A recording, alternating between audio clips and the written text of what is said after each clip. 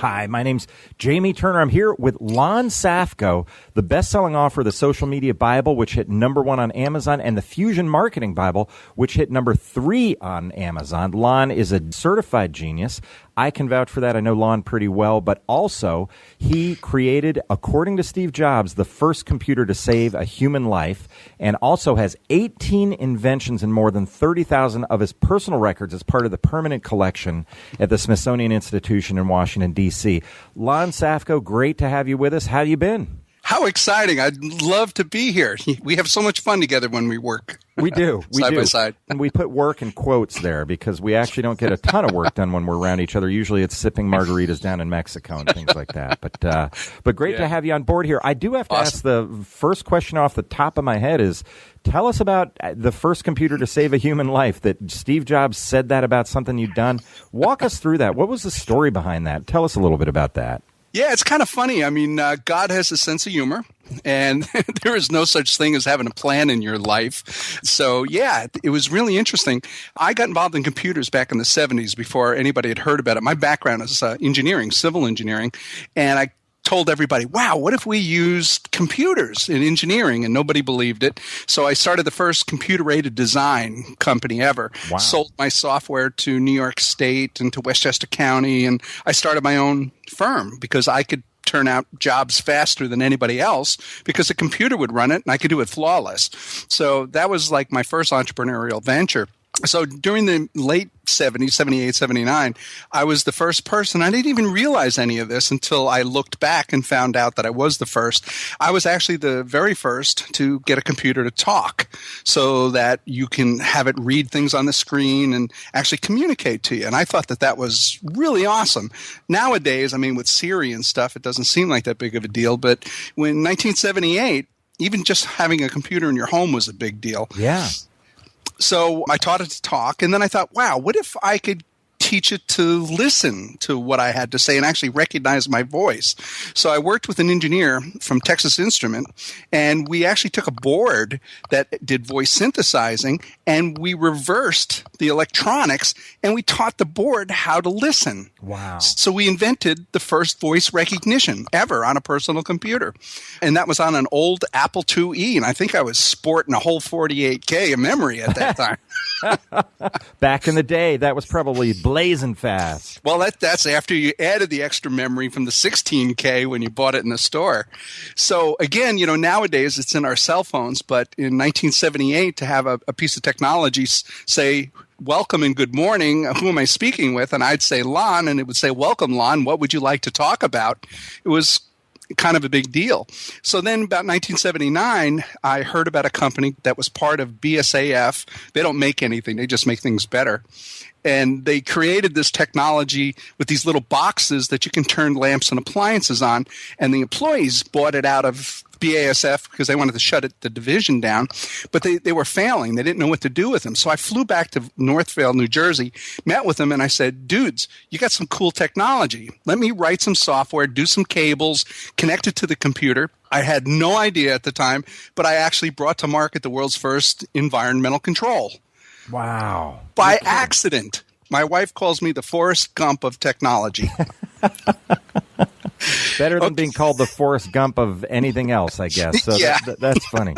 So what happened was I had this computer that I can say lamp on, and the lamp pops on, television off, lock door, air conditioner up, volume down, call mom, and it would just do it. So I played with that for a while. Of course, that was just a pastime. I was programming artificial intelligence and getting it to communicate with me. And then in about 1985, I was working on this, and I was a manager of an Apple store. And some guy came in and said, "What are you doing?" And I said, "I'm talking to my computer." And nobody had ever seen it before. So he said, show it to me. So I gave him a quick demo. And it turned out he worked for Invacare, which provides technology for quadriplegics. And he said there's 52 million quadriplegics in America that are dying because they can't do anything for themselves. Have you ever thought of using this technology for the physically disabled? And I said, no.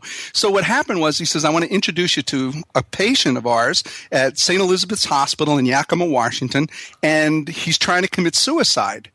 And I said, why? He said, well, he's in his late 40s. He's an engineer. He was helping his friend on Thanksgiving.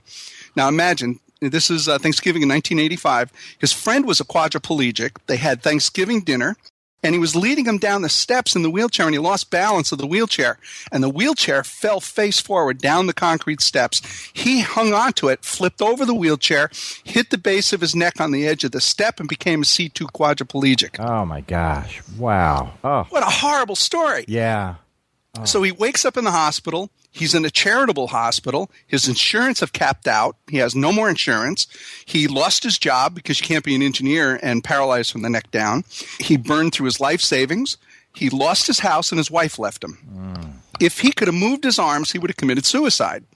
And he refused medication. So what I did is I went up and I brought him this computer system just to see if it would help. I would think quadriplegic, instead of screaming for help, he can turn on the light and answer the phone and type and whatever. And he wanted nothing to do with it. He had made up his mind he was going to die.